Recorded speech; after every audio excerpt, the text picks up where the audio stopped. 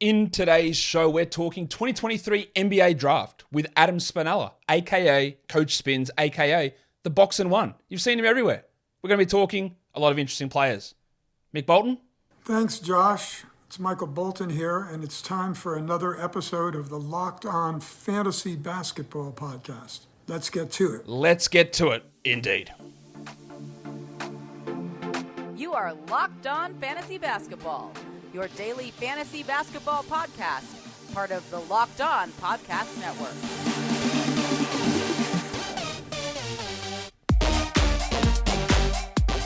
Hello and welcome to the Locked On Fantasy Basketball Podcast, brought to you by Basketball Monster. My name is Josh Lloyd, and I am the lead fantasy analyst at basketballmonster.com, and you can find me on Twitter, as always, at redrock_bball, on TikTok, at redrock_bball, and on Instagram, at Locked On Fantasy Basketball. Thank you for making Locked On Fantasy Basketball your first listen every day. We are free. We are available on all platforms. Well, Game 1 of the NBA Finals is in the books, and I don't know who won because I'm recording this before Game 1, but you're hearing it after Game 1. I will talk about Game 1 and I will talk about the finals later on, but you can hear my thoughts on Twitter for that as well. But we're here talking NBA Draft. The NBA Draft deadline has passed, and probably the major player at this point who has pulled out is Adem Bona, who I talked about with Ben Pfeiffer earlier this week. He's going back to school. I think most other first or early second round players are staying in the draft, so that's good news. We were going to talk about Arthur Kaluma today, but he's going back to school. So instead, we're going to talk Trayce Jackson-Davis, Jalen Wilson, Dillon Jones, Amari Bailey, and another thought on Kobe Bufkin, who is probably the favorite player of all of these draft analysts. I'm getting his name come up a lot. We're going to talk with Coach Spins. We might as well bring him in now. All right, here he is, back on the show. Coach Spins, you've seen him with Sam Vecini. You've seen him on the Box and One YouTube channel. And now he's here on my channel to talk NBA Draft. Welcome, mate. Hey, thank you so much for having me, Josh. Good to be back. It's good to have you here. Again, Adam's channel is just a must-watch for anything NBA Draft related. A whole bunch of other stuff that he does as well, but all his prospect profile breakdowns is one of the best that is out there, so go and check them out. But now I'm going to use his brain to talk about these five guys we're going to talk about. But also, I want to talk about a different five players to start things off, Adam. And I want to talk about the top 5 picks in the draft. The Spurs, the Hornets, the Blazers. Who knows if there's going to be trades there. Yeah, 3, 4, and 5 might end up being traded depending on how stupid some of these teams are or how smart some of them are. We'll see how they go. Rockets and Pistons. What would you do at picks 1 through 5? Just bang them out. All right, so real quickly, I think Victor Wembanyama is the best prospect I've ever scouted. So controversial take, but I would go with him number 1 overall for the Spurs and never would rethink that for a million years. Number 2, if I'm Charlotte, I'm too big of a believer in Scoot Henderson to pass him up. I know that there's a lot of questions about, is Brandon Miller a better fit? Is his shot making something that you want to build around? Because the NBA loves these versatile shooting wings nowadays. But I think Scoot Henderson checks every intangible box that you would look for. And that's one thing the Charlotte Hornets as an organization definitely need, is a locker room leader, a guy who can come in there and just set the tone competitively from day one. So I'd go Scoot number 2. Portland, I got to assume if we're keeping the pick here, I think Brandon Miller is the guy. Again, he can play off of Damian Lillard because he is a big shooting and scoring wing, but does have that potential to be a player you can build your franchise around a little bit long term. So I think Portland can take Miller and still have the flexibility to figure out what to do with Damian Lillard later. 4 and 5, it's where things get a little bit interesting. I think for Houston, you should take Amen Thompson. I know there are those James Harden rumors out there for the Rockets about, is there going to be a reunion coming in H-Town? I don't really understand that from a Rockets perspective, because I think that they are a really young roster that needs to continue to accumulate young talent that they can build a franchise around and let those guys mature together. So I think Amen Thompson's upside to be part of the most athletic backcourt we would have in the league, of him and Jalen Green, is too much for me to want to pass up. And then for the Pistons at 5, it gets super interesting. I have Cam Whitmore 6th on my personal board, but I think he's probably the right tier and fit of a player for the Pistons at number 5. Super athlete. I think he and Jaden Ivey would be an unbelievable 1-2 punch athletically. And then Cam gets to play really well off of Cade Cunningham's cerebral passing and playmaking as he continues to develop as a little bit of an off-ball threat. I am not far off on that. I think I had, when I first did it, I had Amen going at 3 and Miller at 4, but they don't have a problem. And I had Taylor Hendricks at 5, but I've seen a lot of people going with Whitmore there at at 5 to the Pistons. And actually, since I last did my mock draft 2 weeks ago, I have changed my board and I have moved Whitmore up to 5. So when I do my mock draft, that's probably where he'll end up going. But pretty similar stuff there. Now it's time to talk about some other individual players that we do need to chat about. And I've had a bunch of analysts on the show already, and I asked them all, who's a player that you're higher on the consensus, who's a player that you're lower on, and and this is so interesting that and it's great that you all do independent stuff and you have your own thoughts, but 3 people have come in and said, who I'm higher on the consensus? It is Kobe Bufkin. Bang! Bang! So maybe consensus is actually higher than everyone starts to think, because everyone's like, no, man, I'm higher on Kobe Bufkin, and then everyone's starting to tell me that. So I'm going to get your pitch on that. We've had multiple people talk about Kobe Bufkin, but I haven't heard you talk to me about Kobe Bufkin, a guy that wasn't the highest regarded prospect at Michigan earlier in the season, but has definitely pushed, I'd say he's probably higher than Jett Howard for most people at the moment. My thing with Kobe is, and I'm still waiting to be convinced 100%, like I don't have him as a lottery play, but as you can see, like in some of the mock drafts I'm looking at, he's as high as 10 for some people. I worry a little bit about, is he a little bit no man's land in terms of position? Yeah, can you dissuade me of that?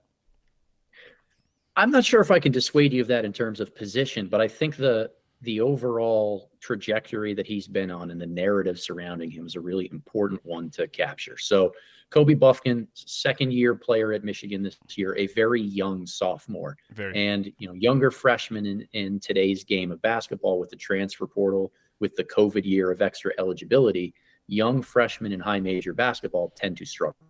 So his freshman season was not a particularly strong one, but figured a lot of things out as a sophomore and really started to turn the corner in the later part of the season. So Jett Howard, who is another prospect from University of Michigan and was seen as kind of their top option on the perimeter for most of the season, got hurt in late January. And Kobe Bufkin really changed his game to step into those primary creator shoes and really pick up the slack for what they were missing from their other main creator. From February 1st onward, Bufkin averaged 17.5 points, 6 rebounds, and 3.3 assists on 50, 40, 90 shooting splits. And that's being the top option for an offense in the Big Ten. Michigan finished as a top 3 defensive group in the Big Ten as well.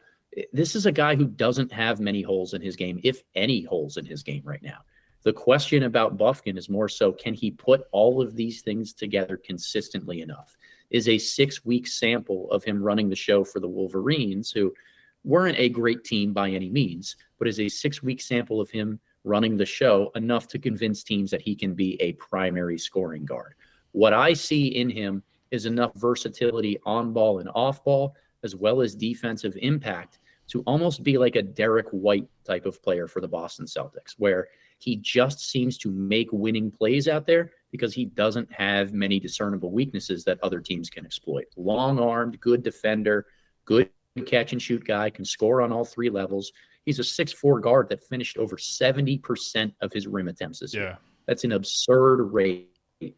I believe that there are, in basketball, you look for guys right now who don't have many weaknesses and can stay on the floor in crunch time of the playoffs. Bufkin is that type of player to me. You've convinced me. I had him at about 19 now. This is multiple people now in here to convince me. I am convinced. I've moved him. I've just moved him, as I've had some doubts on this guy as well. I moved him ahead of Keontae George. What's your thoughts on that? They are neck and neck for me right now, Josh. And I think Keontae is a little bit more appealing in terms of just overall shot-making ability, that if Keontae clicks and the confidence that he plays with as a 3-level scorer, that's going to be hard to make up for anywhere else. That's still the most tantalizing skill you can have in the game of basketball right now, is the ability to create your own shot and do so consistently. But I think there's a lot more downside to a guy like Keontae too, where Bufkin is much more well-rounded, better on the defensive end, probably a higher feel player in some regards. So it really just comes down to how much do you buy Keontae being that best version of himself. If you buy it, he's got to be ahead of Kobe Bufkin. But the risk-averse path would probably be to go with Bufkin in my mind. I was thinking about this yesterday as I was in pain and driving to the chiropractor because I dislocated my rib cartilage while I was sleeping. Adam, that's how you know you're getting old, when you turn over in your sleep and you dislocate your ribs. And I was sitting in the car and go, okay, so the last 2 drafts, there's been these guys that I've been really skeptical of. There've been these high usage players. I'm not really sure if they can ever be high usage players in the NBA, and I don't trust their shot. I don't trust all that stuff. And those two players were Johnny Davis and James Bouknight. And obviously, they've been bad so far. And I was trying, who's the guy in this draft that's that player? And I go, I know this draft overall is stronger and no one's really stand out. But then my head goes, maybe it's Keontae George, who's that high usage, low efficiency player who maybe doesn't ever get that sort of a role. And I'm not sure what else he's bringing there. I know this is a Kobe Bufkin segment, but is that like, I don't think that's a one-to-one between those two guys who I was very, very low on heading in. And I don't really see that exact player this time around. But George was the guy that sort of stood out. Like, maybe that's not going to work exactly. Yeah, and I think that there are some NBA teams that are still really skeptical of what Keontae's role and fit is because of that. You know, a lot of the turnovers and the issues that he had this year, I think, came from either predetermining his reads as a passer or from just not being able to handle pressure well as that primary option. So there's a little bit of a disconnect between the theory of drafting him and seeing the high-level scoring potential, where he would then become a top option and then struggle to have the playmaking that goes with it. And then if he doesn't turn into a top option, why would you take him in the top 14 or 15 above such a solid projectable role player in a guy like Bufkin? So I certainly understand the argument. And that was my exact reasoning with a Johnny Davis last season, for example. It's like he came in with that 30% usage with Wisconsin and carrying them. I go, no NBA team is going to want him to do that. Like, it's never going to happen. So what else are you doing? And the answer is nothing at this point. And I'm starting to get that worry with Keontae, but we don't need to talk too much about him. We'll get to some other players in a second. But let's tell you that today's episode is brought to you by FanDuel. FanDuel is making great options for you to bet during the NBA playoffs. So make a fast break to FanDuel during the NBA playoffs and join up, because new customers get a no-sweat first bet. Normally it was $1,000, but now for the NBA Finals, they have really ramped it up. $2,500 is the no-sweat first bet. So you can get over there in your bonus bets, sign up as a new customer, bet on the NBA Finals. We're recording this before Game 1, but it's going to be released after Game 1. So bet on the odds for Game 2. I can't tell you what they're going to be, but I'm pretty sure that Denver's going to be favorite because it is going to be at home for them. But all the same game parlays is the word.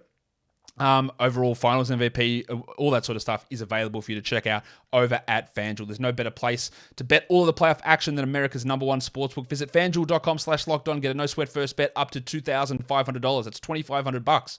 That's FanDuel.com/lockedon. FanDuel is the official sports betting partner of the NBA. All right, so let's talk about a guy that you are a little bit lower on than consensus, and this is good because this is a player that I haven't spoken about yet, and a guy that when you look at the numbers, people are going to say, well, these numbers are insane. And let's get to it now. Bang! Bang! It is Trayce Jackson-Davis, big man from Indiana. And I don't want to call this person out, so I'm not going to use their name, but someone left a comment on one of my videos the other day saying, man, like Trayce Jackson-Davis, I think that someone like a Brandon Miller is probably not going to be as good and be able to score as well as Trayce. I'd have no problem taking Trayce in the top 10. Well, bro, like I don't know what to tell you about that. Like that just doesn't make any sense to me because the numbers are great. Like 3 blocks per 36, 58% shooting, 61 true usage, true shooting, 29 usage, 22 points, 4 assists, 11 rebounds. These are insane numbers. But he's like a 6'9" center who was 23 years of age doing this. I am quite skeptical of a player like this. So you get my draft range there from my mock draft database there, 24 to 54. I wouldn't touch him in the top 30. I'm guessing you're similar? Very similar in that regard, yes. How do you articulate why someone with these sort of numbers did he win Player of the Year? He would have been pretty close to it, I'm guessing. Why wouldn't it be worth a first-round pick? So age has a lot to do with this. And again, I'm a big narrative guy. I think the longer that you do this, the more you see players through a long period of time and the narrative around them tends to develop. And year after year, Trayce Jackson-Davis has been athletically a player that looks like he belongs on an NBA floor.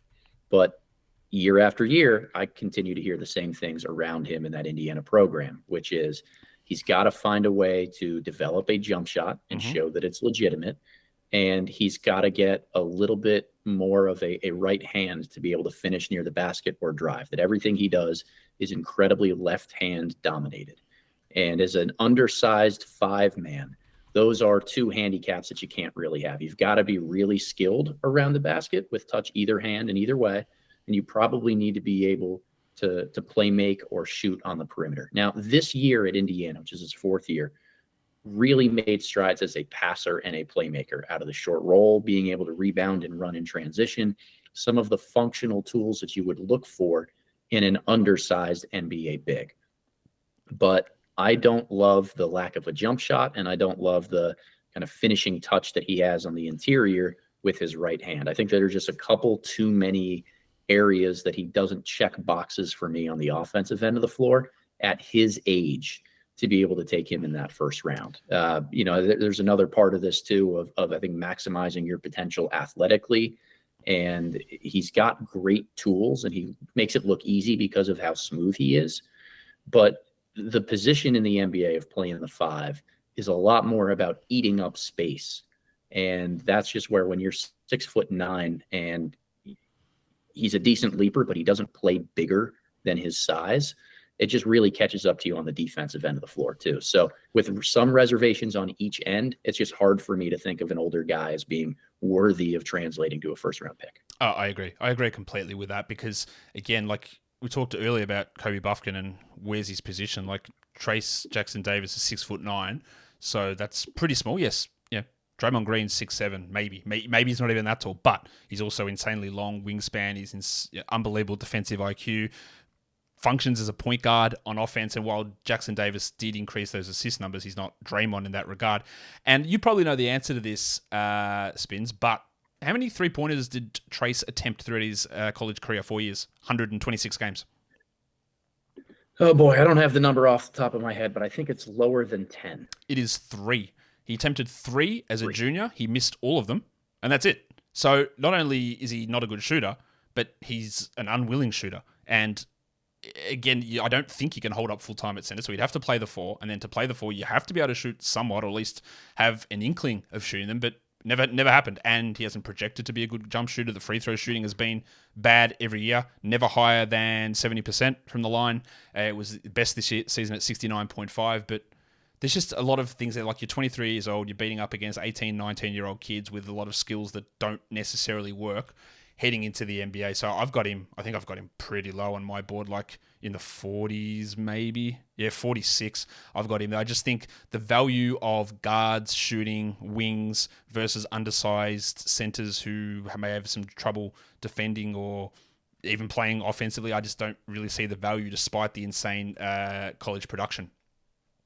Yeah, and I think the context here is that everything at Indiana was built around him on both ends of the floor. Defensively, to try to keep him closer to the rim and allow him to just use his pogo stick legs to block shots. Defensive 3 seconds traits will take that away in the NBA. Offensively, a ton of post-ups. He had a great pick-and-roll partner in Jalen Hood-Schifino who would feed him off the short roll in different areas. He was given the long leash to rebound and run, isolate out of the elbows. Those things will be taken away from him. I just haven't seen enough reliability in the other areas of, playmaking at the top of the key, shooting out of the pick and pop, being able to short roll and continually make awesome decisions, finish with either hand at the rim, to just buy into him. It's nothing personal against Trayce Jackson-Davis. I hate speaking poorly of guys who are prospects and continuing to try to maximize who they are. He's just one guy that I'm not buying in on as a potential first round or even really a top 40 guy. Yeah, I'm the same. I think he's obviously really good, and if he went to play in Europe or if he came down here and played in Australia, he'd have like a really strong career and put up big numbers. I'm pretty sure that he'd be able to handle that sort of stuff and be really, really strong and dominant, but that's not what he wants to do. He wants to make it in the NBA, and I think there just will be some struggles there. You talked about the system, and that's a really important thing with college systems. We've seen it so many times when you're looking at like Keegan Murray's numbers, how like they were minimized because Luka Garza was there, and then they bumped up when Luka Garza was gone.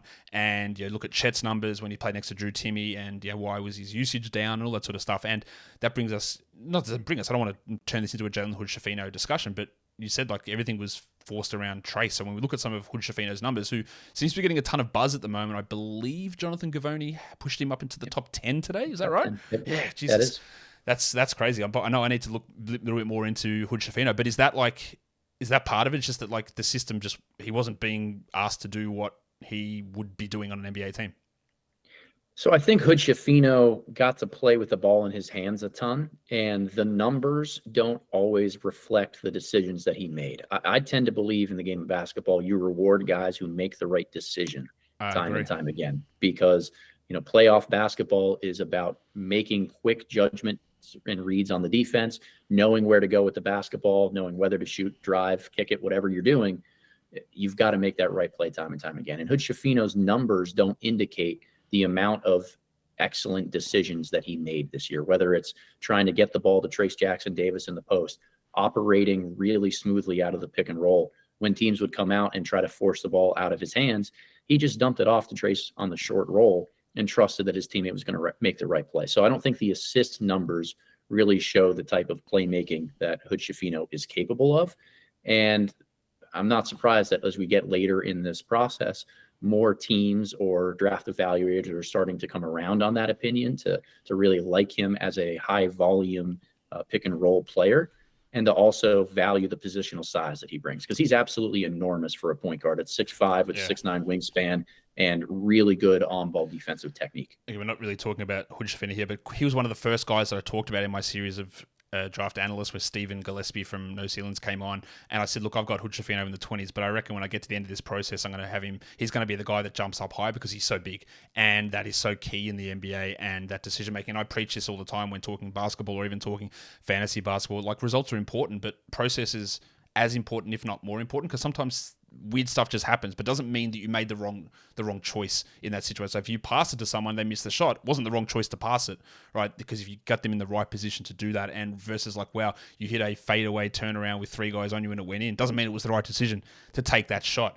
And in the end, when all the evidence and data backs up over time in years and seasons, that the right decision generally tends to work out versus looking at every play as a single binary. Well, you should have done this because it went in or it didn't go in that situation. And I think that's really key context when looking at his numbers, that the decision-making is really key, because over time that will, in general, that will tend to move into that player's favor, I think, as a general rule. So good to have you backing me up on that. Let's go to Kansas, another older prospect. Jalen Wilson, 22 years of age, 6'8" wing. That's just the perfect size for the NBA. 6'8" wing, we love those players. He's probably going most times, I see him as high as 30, but mostly he's an early second-round guy. Most of the time I see him in the top 40. The shooting numbers are a little rough, though. Like, that true shooting, 54% is not great. 34% from three, high-usage player. Not that he's generating big assist numbers or anything like that. The rebounds are intriguing, but he's just... part of the reason, I look at it, I go, oh, wings, they're very, very interesting. And it's part of the reason I think that someone like a Wendell Moore was drafted at the end of that first round last year. You got the size. You look like you're the perfect player that could work into an NBA rotation, because if it hits, it's really valuable. What's Wilson's selling point as an NBA prospect? I think the selling point is the combination of size, rebounding, kind of defensive versatility on the wing, because he can athletically guard a couple different positions, and the growth that he's had over the last year as a scorer. Now, I continue to go back to the team context, right? And whether it's Trayce Jackson-Davis or Jalen Wilson, these are multiple year guys who have been on draft radars and tested the waters in the past and gotten some feedback from teams, but gone back to school and not necessarily improve at the things that you would expect them to improve at. So I tend to be a little bit lower on a guy like Jalen Wilson, because year after year, I've wanted to see a 6'7", 6'8" wing who can become a knockdown shooter to stay in the NBA. And, 34% this year doesn't really check that box for me. I think he's got an interesting handle, but isn't explosive to create separation one-on-one, and needs a lot of help from scheme to get him downhill.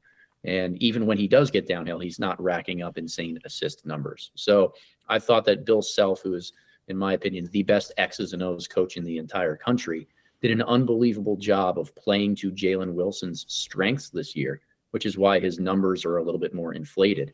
But to me, the translatable role player traits that he showed earlier in his career at Kansas and at times this year with the Jayhawks, they haven't really improved that much. That he's still a mediocre off-ball shooter. He's still a guy that needs a little bit of help getting downhill. I do like the rebounding. I think that there's some shiftiness to rebound and run in the full court. Like, he's been a guy that's a fringe draftable prospect of mine for the last 2 or 3 years.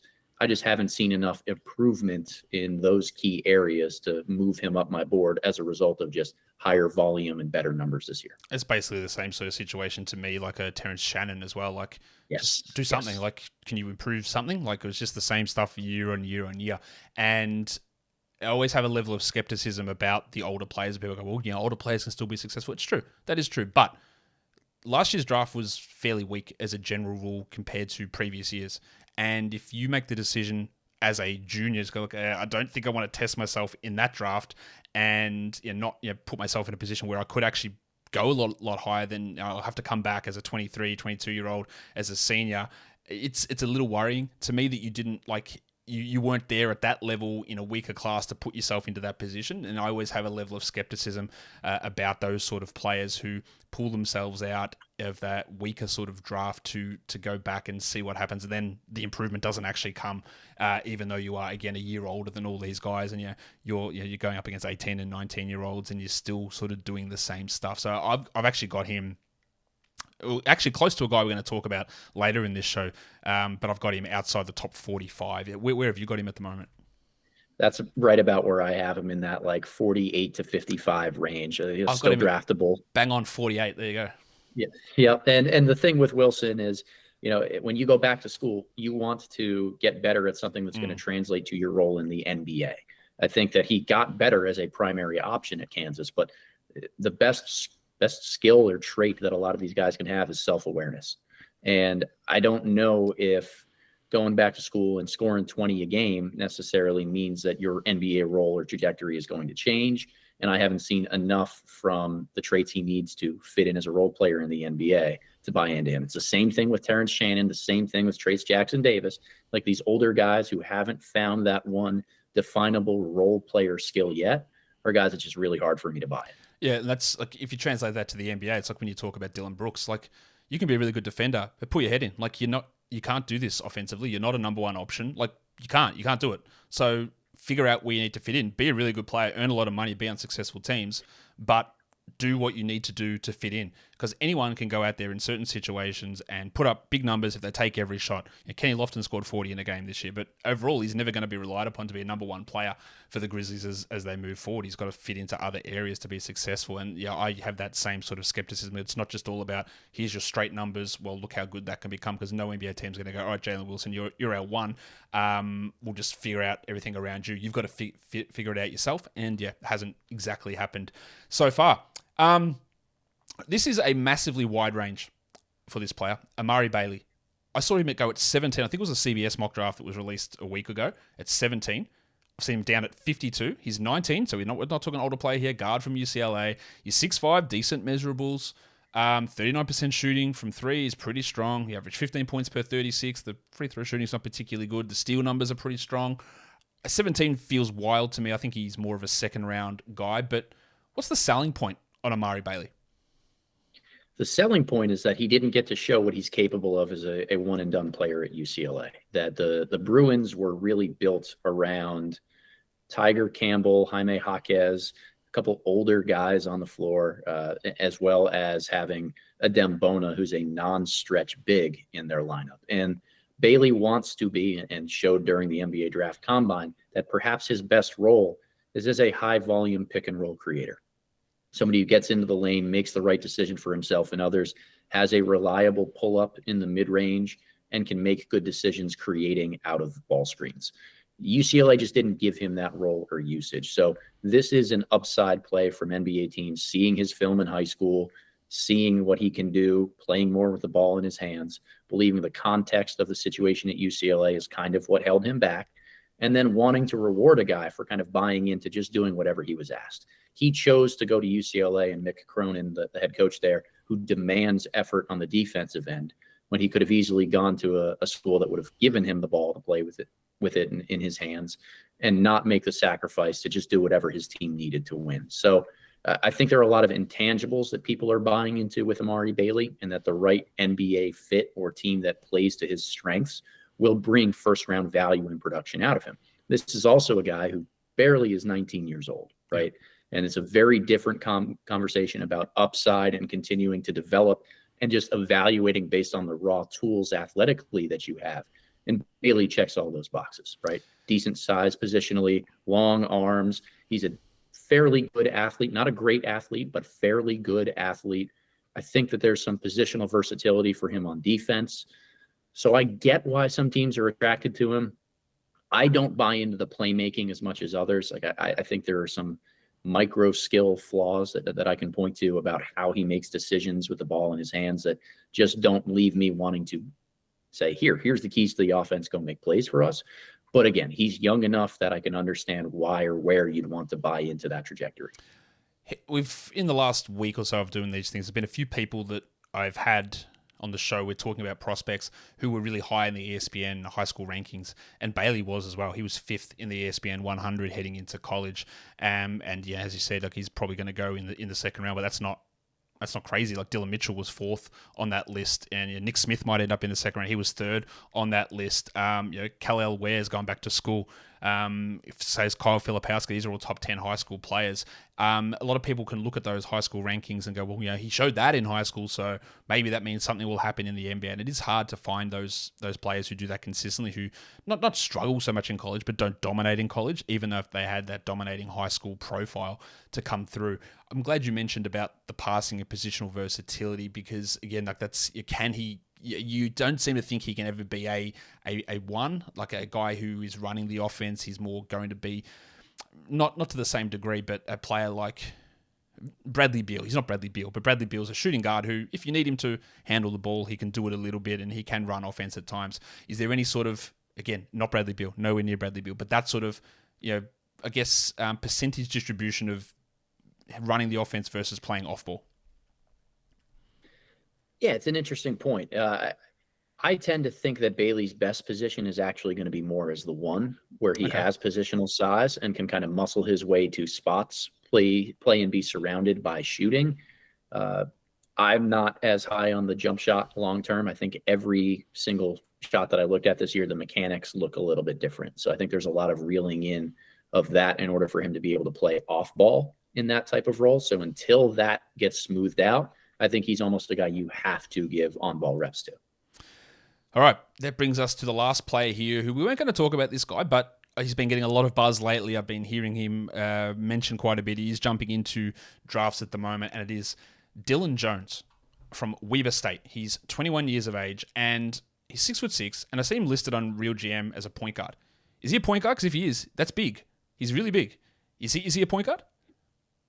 He is just a good basketball player, Okay. Josh. I don't know if I can put a real position on what Dillon Jones does or plays. And when you go to a school like Weber State, if you're just a really good player, your coaching staff will find ways to let you play with the ball in your hands in different positions that you can exploit. So I don't know what to call him positionally. He's just a thick, strong, really skilled basketball player. Over the last couple of days of doing this show, there's been a lot of players that come up, and I'm trying to think of role sort of similarity to guys in the NBA. And the name that always seems to come up with a lot of these guys is Josh Hart, a guy that can dribble the ball if you need him to. He's not really a great three-point shooter, excellent rebounder, good positional size, and just does shit that's good. Like, you can't always quantify it, but he just does stuff. He's always doing something. And, look at these numbers. Okay, 11 rebounds per 36. What is going on? Like 4 assists. The shooting numbers did drop this season as his usage went up. He was a 35% shooter as a sophomore from 3 and went down to 30% this season. So he's not a great three-point shooter, but there's a decent enough volume there. But that super strong rebounding, again, is a real Josh Hart characteristic of, like, I'm just not going to let you beat me. And is that the sort of attitude and strength that Dillon Jones brings, where he's just like, I'm just getting stuff done?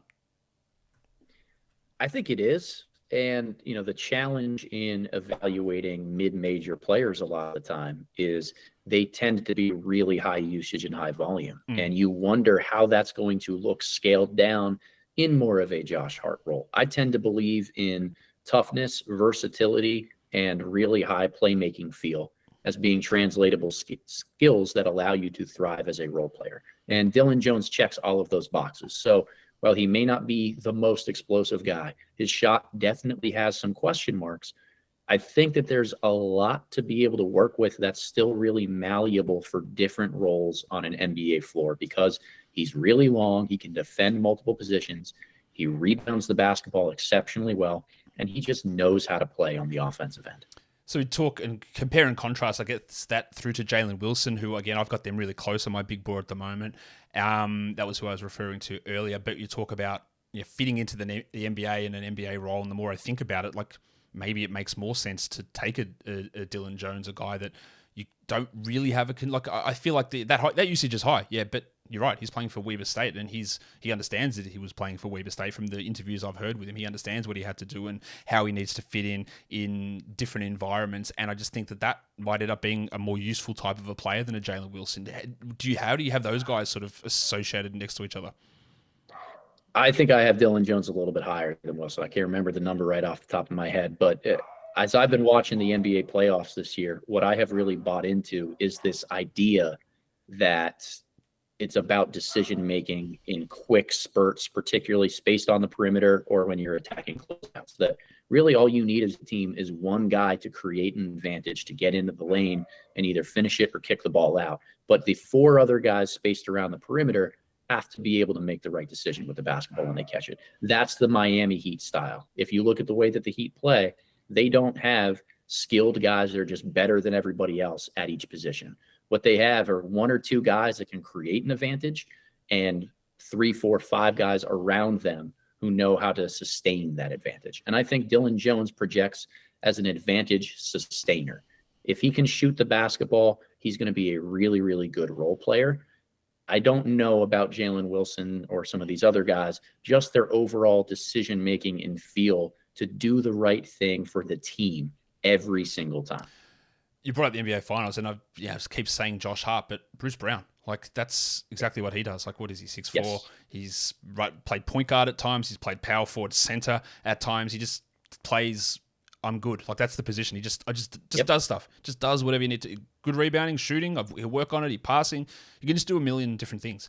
And that is really valuable. And, we can talk about these guys. They always get undervalued because their numbers aren't particularly strong, but you always find them producing good basketball and helping their teammates and sacrificing and stepping up and doing whatever needs to be done. So I probably, when I'll sit back and do my board again and look at it every day and work out where I'm moving guys, I think, I didn't even have Jones in my top 70 about 2 weeks ago, I think, and now he's up to about 50, and I reckon he's going to jump a little bit higher than that just for that tenacity, size, versatility, and role, as you said, which becomes really, really, really important moving forward. All right, that'll do it for us covering those prospects, Adam. One quick last question for you. I haven't asked this for anyone this week, but I think I did last week. What do you think the impact of the additional two-way contract is going to be on the way teams approach the draft in the second round? It's a fantastic question, and I think it's one we're all still feeling our way through. A trend that I noticed a year or so ago is that players taken outside of the top 35 are often defaulted by the NBA teams to be on a two-way contract instead of a full-time guaranteed second-round pick. And to me, that's going to reward a lot of guys who are willing to go to the G League and make the second round much more about kind of the backroom conversations between agents and front offices as opposed to just skill level. So what I think this is going to turn into is a lot more of agents trying to engineer their way out of the middle to late part of the second round so that their clients can choose where they go.